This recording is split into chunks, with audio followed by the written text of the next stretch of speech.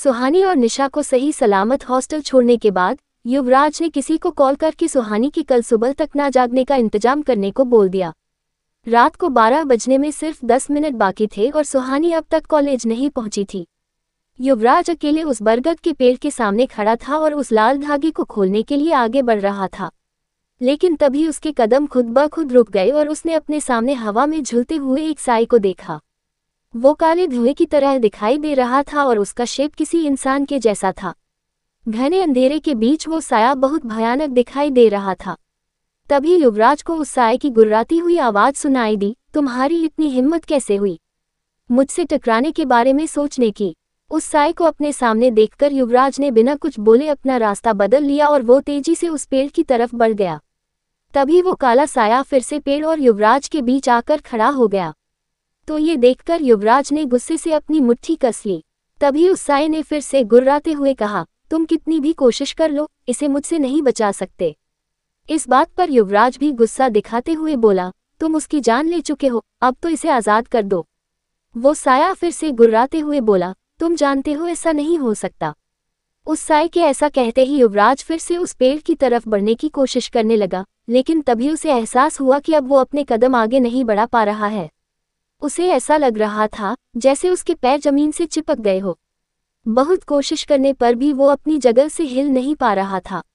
तभी अचानक से युवराज की बॉडी हवा में ऊपर उठने लगी और वो लगभग 15 से 17 फीट की ऊंचाई पर हवा में झूलने लगा।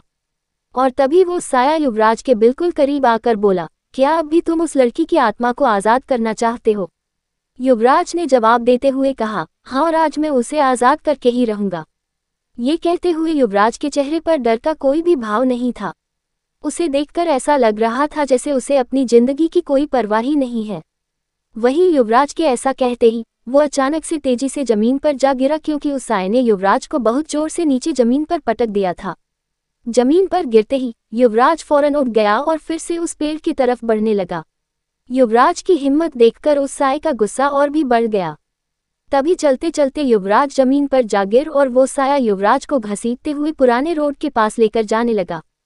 युवराज के बहुत कोशिश करने के बाद भी उस साए ने युवराज को वहां से नहीं जाने दिया और उसे अपने साथ पूरी तरह उलझाए रखा। कभी वो युवराज को उठाकर पटक देता तो कभी उसके रास्ते में पेड़ गिराकर उसे रोक लेता। वो युवराज को बस कुछ समय तक वहीं रोककर रखना चाहता था और यही करते हुए काफी समय बीत गया। तभी उस साए ने एक बार फिर से युवराज को हवा में उठाकर दूर फेंक दिया, जिसकी वजह से युवराज एक बड़े से पेड़ से टकराकर नीचे गिर गया। तभी युवराज की रिस्ट वॉच का अलार्म बजने लगा। युवराज ने अपनी घड़ी देखी और उसकी सांसें तो जैसे रुक सी गई, क्योंकि अब रात के 1 बज चुके थे। तभी युवराज को सामने से उस साए की आवाज सुनाई दी, वो वक्त जा चुका है, अब तुम उसे आज़ाद नहीं कर सकते। अब ये रात 1 साल बाद आएगी। अब उस लड़की को मेरी कैद से आज़ाद कराने की कोशिश तुम 1 साल बाद करना। ये कहकर वो साया हवा में ही कहीं गायब हो गया और उस साए के जाते ही युवराज गुस्से में जोर से चीखने लगा। उसके चीखने की आवाज इस वक्त पूरे जंगल में गूंज रही थी। वहीं युवराज को खुद पर बहुत ज्यादा गुस्सा आ रहा था, क्योंकि वो आज फिर से सृष्टि की कोई मदद नहीं कर पाया था। अगली सुबह युवराज आंखों में गुस्सा और उदासी लिए उस पेड़ के सामने खड़ा था। उसकी नजरें झुकी हुई थी और मन में सिर्फ दुख और पछतावा था, लेकिन आज वहां युवराज को कुछ अजीब सा लग रहा था। आज वो सृष्टि की मौजूदगी महसूस नहीं कर पा रहा था और न ही उसे सृष्टि की कोई आवाज सुनाई दे रही थी। युवराज ने उस पेड़ को गौर से देखा और उसकी आंखें हैरानी से चौड़ी हो गई, क्योंकि उस पेड़ पर अब वो लाल धागा नहीं बंधा था। युवराज हैरान होते हुए खुद से बोला, वो धागा कहाँ गया? पेड़ पर धागा न देखकर युवराज ये तो समझ गया था कि सृष्टि अब मुक्त हो चुकी है, लेकिन वो ये नहीं समझ पा रहा था कि उसे आज़ाद किया किसने। युवराज हैरानी से उस पेड़ को ही देख रहा था कि तभी उसे पीछे से एक लड़की की आवाज़ सुनाई दी, कल रात वो धागा मैंने खोल दिया था।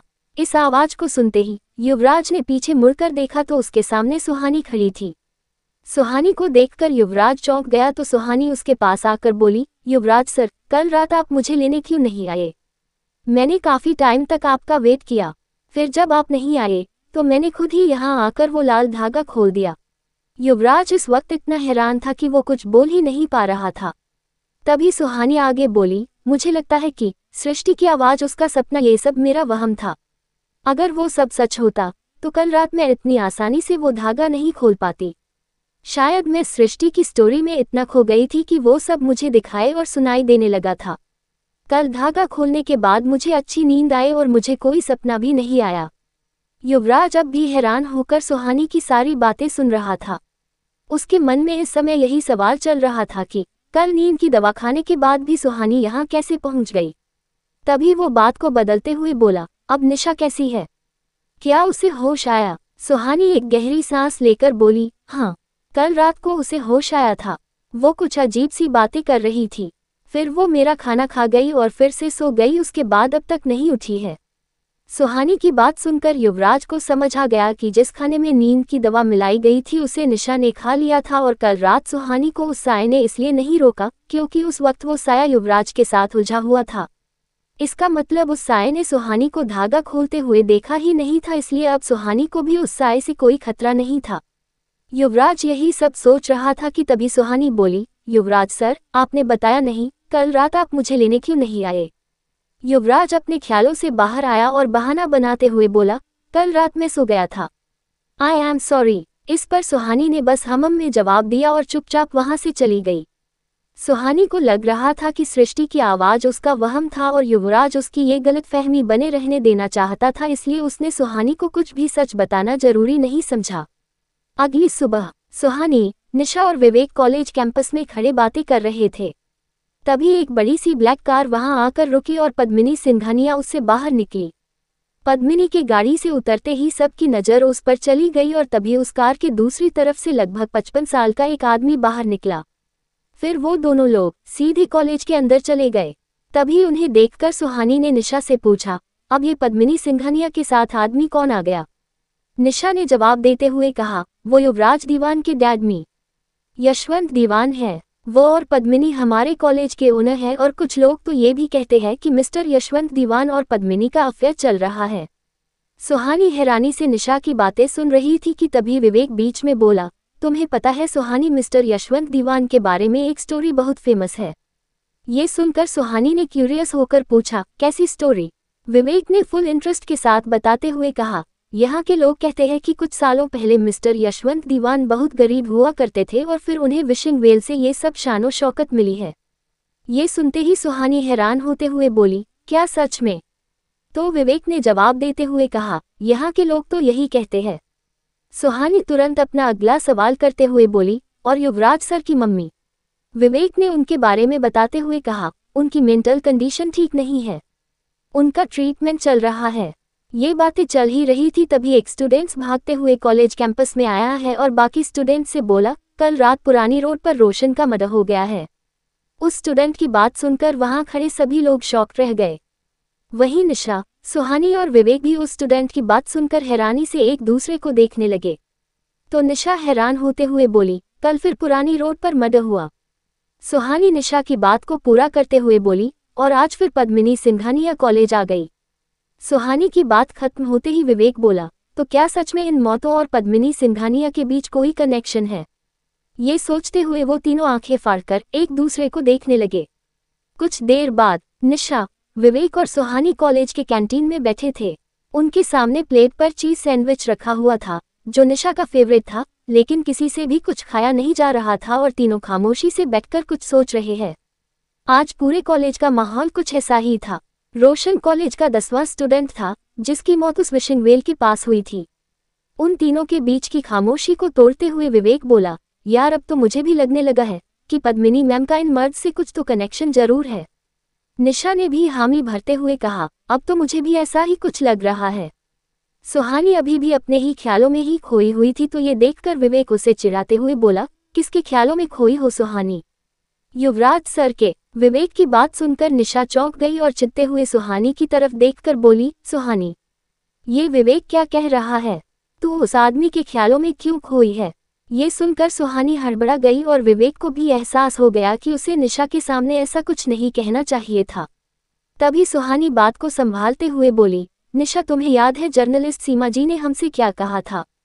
सुहानी के कहने पर निशा अपना सिर खुजाते हुए अपने दिमाग पर जोर देकर बोली, हाँ याद आया, उन्होंने कहा था कि शिमला के कुछ बड़े लोग हैं जो सृष्टि मर्डर केस को दबाना चाहते हैं। ये सुनकर विवेक लगभग चीखते हुए बोला, क्या सृष्टि का मर्डर हुआ था? ये सुनते ही सुहानी और निशा ने उसे धीरे बोलने का इशारा किया तो विवेक चुप होकर आसपास बैठे लोगों को देखने लगा।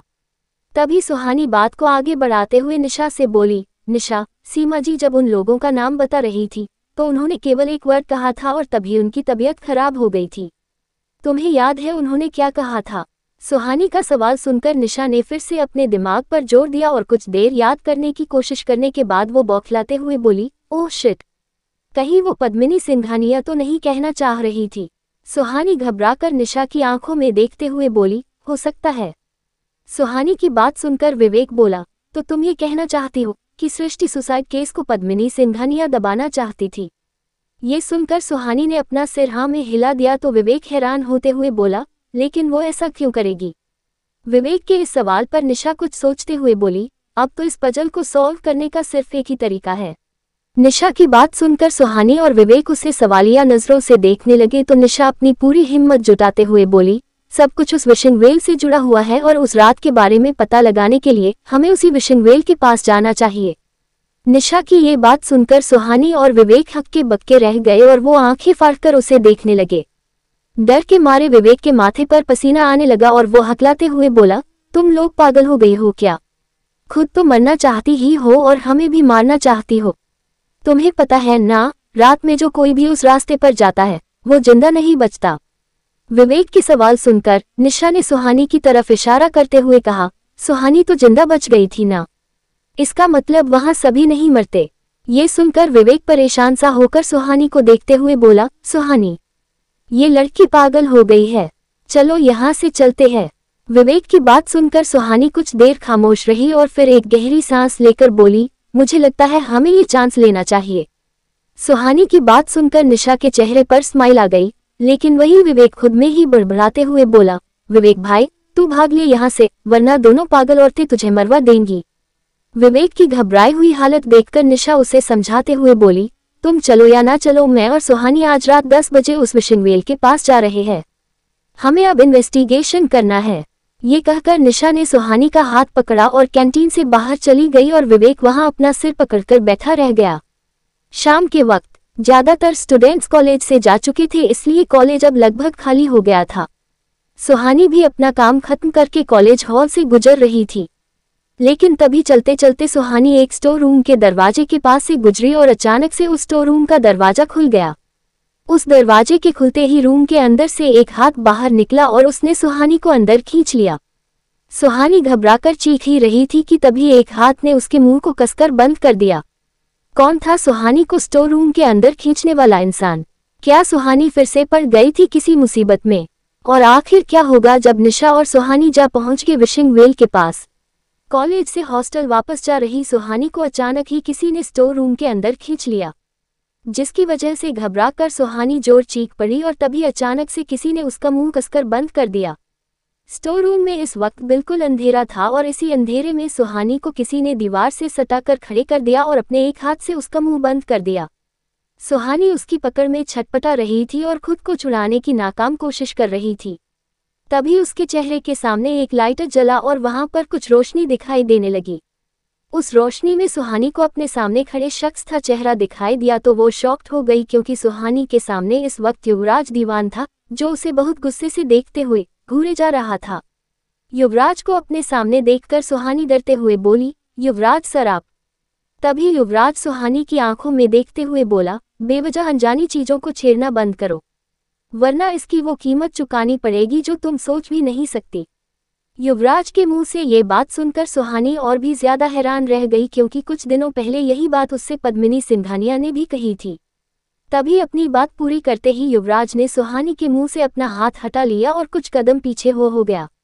सुहानी युवराज के इस बर्ताव से काफी डर गई थी, इसलिए वो फौरन वहां से बाहर भाग गई।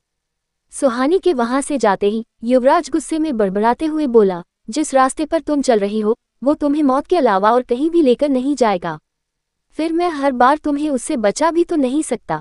दूसरी तरफ रात के 9:30 बजे पूरे शहर में खामोशी छाई हुई थी। पिछले कुछ दिनों से हुई घटनाओं ने लोगों को काफी डरा दिया था, इसलिए ये शहर अब ज्यादा देर तक नहीं जागता था। रात में इस शहर की सड़कें सुनसान रहती थी, क्योंकि जो भी यहाँ रात को बाहर निकलता था उसकी मौत तय थी। लेकिन इसी वक्त निशा और सुहानी वार्डन से छुपते हुए दबे पांव हॉस्टल से बाहर निकल चुकी थी। लेकिन हॉस्टल के बाहर का नजारा बहुत भयानक था।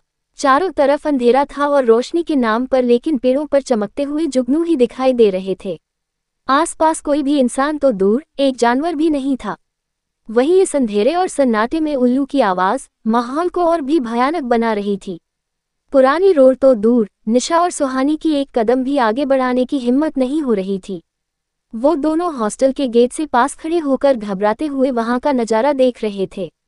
तभी एक धीमी सी आवाज निशा और सुहानी के कानों पर पड़ी, जो ठीक उनके पीछे से आ रही थी, तो चले विशिंग वेल की तरफ। ये आवाज सुनते ही उन दोनों के दिलों की धड़कन जैसे रुक सी गई और डर से उनके हाथ पैर फूल गई। उनके मुंह से कोई भी आवाज नहीं निकल रही थी। कुछ सेकंड बाद सुहानी ने हिम्मत करके पीछे मुड़कर देखा और वो चौंकते हुए बोली, विवेक तुम यहाँ। विवेक डर के मारे मुस्कुराते हुए उन दोनों के पीछे खड़ा था। उसे देखकर निशा और सुहानी की जान में जान आए, लेकिन तभी विवेक को देखकर निशा उस पर बरसते हुए बोली, यू इडियट, क्या तुम हमें हार्ट अटैक से मारना चाहते हो? ये सुनकर विवेक ने कोई भी जवाब नहीं दिया और वो शर्मिंदगी के साथ बस मुस्कुरा दिया।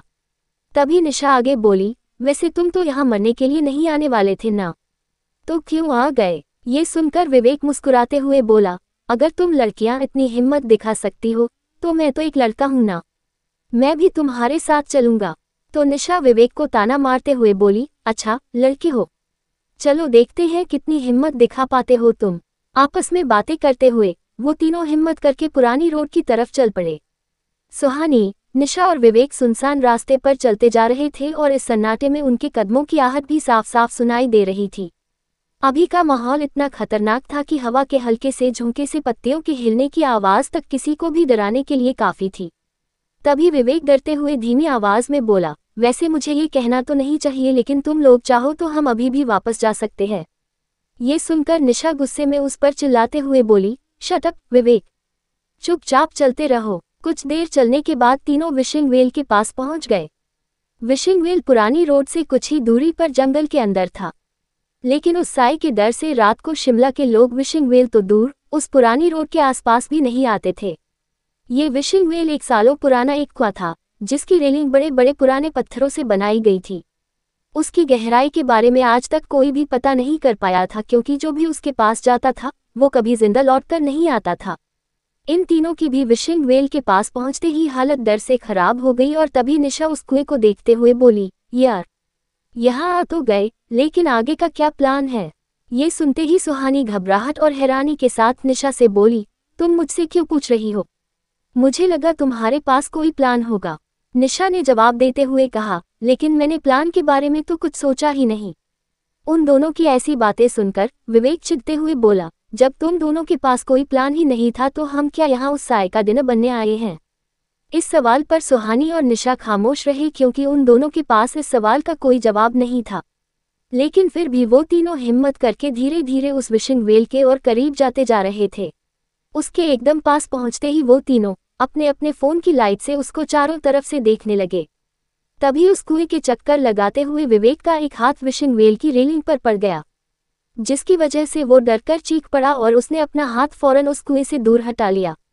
विवेक के चीखने से सुहानी और निशा की भी चीख निकल गई और वो दोनों विवेक को हैरानी से देखने लगी, जो सही सलामत उनके सामने खड़ा था। तभी सुहानी ने विवेक से पूछा, क्या हुआ था? विवेक ने जवाब देते हुए कहा, ज्यादा कुछ नहीं, मैंने बस इसे छू लिया था तो मैं डर गया। ये सुनकर निशा को गुस्सा आ गया और वो बड़बड़ाते हुए बोली, तुम्हें यहाँ लेकर ही नहीं आना चाहिए था, तुम तो ऐसे डरा डरा कर हमें यूं ही मार दोगे। तभी विवेक अपनी सफाई देते हुए बोला, मैं क्या करूं, मैं तो बस। वो इतना कहकर अचानक से चुप हो गया और तभी उसके चेहरे पर डर साफ साफ दिखाई देने लगा। अचानक से वहां का मौसम बिल्कुल सर्द हो गया था और उन तीनों को अपने पीछे से किसी के गुर्राने की आवाज सुनाई दे रही थी। वो आवाज सुनकर तीनों के रोंगटे खड़े हो गए और वो तीनों मुड़कर पीछे देखने की हिम्मत भी नहीं कर पा रहे थे। तभी निशा ने हकलाते हुए पूछा, किसकी आवाज है? इस पर विवेक लगभग रोते हुए बोला, मैंने कहा था हमें यहाँ नहीं जाना चाहिए। विवेक की बात खत्म हुई ही थी कि तभी उन तीनों को अपने पीछे से एक भयानक आवाज सुनाई दी, आज शिकार खुद शिकारी के पास चलकर आया है। उद्धरण चिन्ह। ये आवाज सुनते ही सुहानी, निशा और विवेक के हाथ पांव फूल गए और वो तीनों बिना पीछे मुड़े तिरछी नजरों से उस आवाज की तरफ देखने की कोशिश करने लगे, लेकिन उन्हें कुछ भी दिखाई नहीं दे रहा था क्योंकि वो साया उन तीनों के ठीक पीछे खड़ा था। जब उन तीनों ने पीछे मुड़कर नहीं देखा तो वो साया हवा में उड़ता हुआ धीरे धीरे उन तीनों के सामने आने लगा। साए के सामने आते ही उन तीनों ने हिम्मत करके धीरे धीरे अपनी नजरें उठाकर ऊपर की तरफ देखा तो उन्हें सामने घनी काली धुंध दिखाई दी जिसने एक बड़े से इंसान का आकार लिया हुआ था। उसे देखकर किसी को भी ये समझने में देर नहीं लगती कि पुरानी रोड पर उस साए की कहानी सच है और इस वक्त वो साया उनके ठीक सामने है। उस साए को देखते ही निशा, विवेक और सुहानी एक साथ चीख पड़े और भागने की कोशिश करने लगे। उन तीनों ने भागने के लिए जैसे ही अपना पैर उठाया तो उन्हें एहसास हुआ कि उनके पैर आगे बढ़ ही नहीं पा रहे हैं और अगले ही पल उस साए के हाथ ने सुहानी का गला पकड़कर उसे हवा में कुछ फीट ऊपर उठा लिया। ये देखकर निशा और विवेक जोर से चीख पड़े। वहीं सुहानी अपने हाथ पैर मारते हुए उस साए से छूटने की कोशिश करने लगी, लेकिन इसका कोई भी फायदा नहीं हुआ।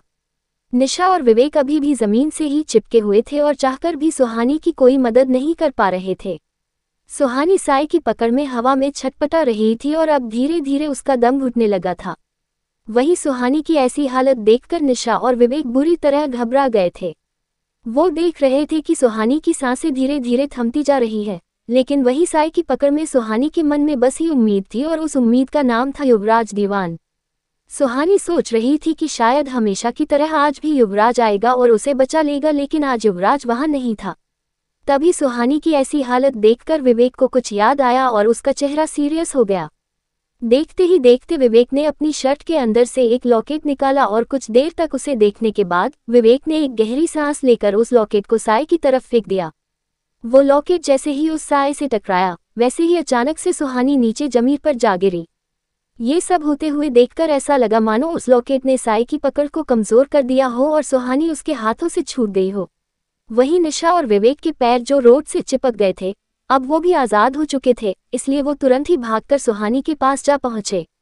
सुहानी अभी भी होश में थी और वो जोर जोर से सांसें ले रही थी। सुहानी के पास आते ही विवेक और निशा ने सुहानी की उठने में मदद की और तीनों बिना देरी किए वहां से भागने लगे। उन्हें एहसास हो रहा था कि वो साया भी उन तीनों के पीछे पीछे आते जा रहा है। काफी देर भागने के बाद सुहानी को ऐसा लगा जैसे वो साया उनसे काफी दूर रह गया हो। सुहानी को अब उस नेगेटिव एनर्जी का एहसास नहीं हो रहा था जो उस साए के आसपास होने से उससे महसूस होती थी। कुछ दूर और भागने पर सुहानी को अचानक से एक बहुत पावरफुल एनर्जी का एहसास हुआ और वो दौड़ते हुए अपने आसपास देखने लगी। तभी सुहानी ने दौड़ते हुए कहा, मुझे लगता है कि यहाँ कोई और भी है। सुहानी की इस बात पर निशा इरिटेट होकर बोली, अरे वो साया कम है क्या जो अब कोई और भी आ गया। तभी सुहानी एक पहाड़ी की तरफ इशारा करते हुए बोली, मेरा मतलब उनसे है। ये कहकर सुहानी के कदम खुद ब खुद रुक गए और वो गौर से सामने की तरफ देखने लगी। सुहानी के रुकते ही निशा और विवेक भी रुक गए और वो भी उसी तरफ देखने लगे जिस ओर सुहानी देख रही थी। वहां पर एक पहाड़ी में एक शख्स पत्थर के किनारे पर ध्यान मुद्रा में बैठा हुआ था। उनके सफेद रंग के बाल और दाढ़ी बहुत लंबे थे। वही कपड़े के नाम पर उन्होंने सिर्फ एक सफेद धोती पहनी हुई थी। शिमला की इस ठंड में पता नहीं कैसे उन्हें गर्म कपड़े की जरूरत ही नहीं पड़ रही थी। साथ ही उनके चेहरे पर एक दिव्य तेज था जिसकी वजह से एक नज़र दिखने से ही वो कोई तेजस्वी साधु जैसे लग रहे थे। उनको देखते ही सुहानी, निशा और विवेक चलकर उनके पास जा पहुंचे तो उस शख्स ने अपनी आंखें खोलकर मुस्कुराते हुए कहा, डरो मत, अब तुम लोग उस साए से सुरक्षित हो। उनकी बात सुनते ही वो तीनों हैरान रह गए और विवेक हैरानी से उन्हें देखते हुए बोला, आपको कैसे पता कि हमारे पीछे एक साया था। उस शख्स ने विवेक की बात का कोई जवाब नहीं दिया और बस मुस्कुरा दिए। वहीं विवेक कंफ्यूज होकर सुहानी और निशा की तरफ देख रहा था क्योंकि उन तीनों को अब कुछ भी समझ नहीं आ रहा था कि उनके सामने बैठे हुए वो व्यक्ति है कौन। थोड़ी देर खामोश रहने के बाद सुहानी उन बाबा से बोली, बाबा, क्या आप हमें बता सकते हैं वो चीज़ जो हमारे पीछे थी वो क्या है। बाबा ने शांत भाव से जवाब देते हुए कहा, वो एक अतृप्त आत्मा है। निशा ने कंफ्यूज होते हुए पूछा, अतृप्त आत्मा। उनके कंफ्यूजन को समझकर बाबा उन्हें समझाते हुए बोले, हाँ, अतृप्त आत्मा अक्सर मृत्यु के बाद आत्माएं मुक्त हो जाती है, लेकिन कुछ आत्माएं जिनका कर्म और कर्मफल शेष रहता है वो इसी धरती पर किसी न किसी रूप में भटकती रहती है। ये उन्हीं में से एक आत्मा है। तभी सुहानी ने फिर से अगला सवाल करते हुए कहा, लेकिन बाबा वो साया लोगों को क्यों मार रहा है। बाबा ने बहुत सहजता से जवाब देते हुए कहा, क्योंकि इससे उसे शक्ति मिलती है। ये सुनकर सुहानी हैरान होते हुए बोली, लेकिन बाबा अगर इसे रोका नहीं गया तो ये ना जाने और कितने लोगों को मार देगा। कल रात ही इसने हमारे कॉलेज के एक लड़की को भी मार दिया। सुहानी की बातें सुनकर बाबा मुस्कुराते हुए बोले, मुझे पता है, ये आत्मा बहुत शक्तिशाली है और अपनी शक्तियां बढ़ाने के लिए ये मासूम लोगों की जान लेती है। तभी विवेक ने फौरन सवाल करते हुए पूछा, बाबा क्या आप विशिंग वेल के बारे में जानते हैं? विवेक का सवाल सुनकर बाबा के चेहरे की मुस्कान फीकी पड़ गई और उन्होंने अपना सिर हाँ में हिला दिया। बाबा का हाँ सुनते ही सुहानी, निशा और विवेक उत्सुकता से बाबा के जवाब का इंतजार करने लगे। आखिर कौन है ये बाबा और वो क्या जानते हैं विशिंग वेल के राज के बारे में? आगे जानने के लिए सुनते रहिए परछाई का अगला एपिसोड।